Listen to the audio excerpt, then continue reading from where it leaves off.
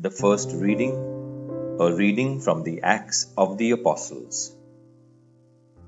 About this time, King Herod began to persecute some members of the church. He had James, the brother of John, put to death by the sword. When he saw that this pleased the Jews, he went on to arrest Peter. This happened during the time of the festival of unleavened bread. After his arrest, Peter was put in jail, where he was handed over to be guarded by 4 groups of 4 soldiers each. Herod planned to put him on trial in public after Passover. So Peter was kept in jail, but the people of the church were praying earnestly to God for him. The night before Herod was going to bring him out to the people, Peter was sleeping between 2 guards. He was tied with 2 chains, and there were guards on duty at the prison gate. Suddenly, an angel of the Lord stood there, and a light shone in the cell. The angel shook Peter by the shoulder, woke him up, and said, "Hurry, get up." At once the chains fell off Peter's hands.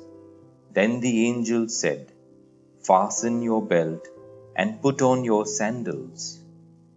Peter did so, and the angel said, "Put your cloak round you and come with me."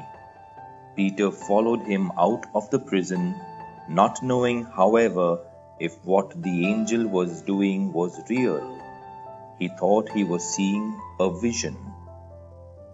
They passed by the first guard post and then the second, and came at last to the iron gate leading into the city. The gate opened for them by itself, and they went out. They walked down a street, and suddenly the angel left Peter.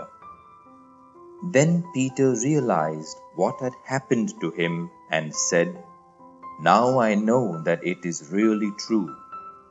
The Lord sent his angel to rescue me from Herod's power and from everything the Jewish people expected to happen." The word of the Lord. Thanks be to God. The second reading, a reading from St. Paul's second letter to Timothy. The hour has come for me to be sacrificed. The time is here for me to leave this life. I have done my best in the race. I have run the full distance, and I have kept the faith. And now there is waiting for me the prize of victory awarded for a righteous life, the prize which the Lord, the righteous judge, will give me on that day, and not only to me, but to all those who wait with love for him to appear. The Lord stayed with me and gave me strength, so that I was able to proclaim the full message for all the Gentiles to hear. And I was rescued from being sentenced to death. And the Lord will rescue me from all evil and take me safely into his heavenly kingdom. To him be the glory forever and ever. Amen. The word of the Lord. Thanks be to God.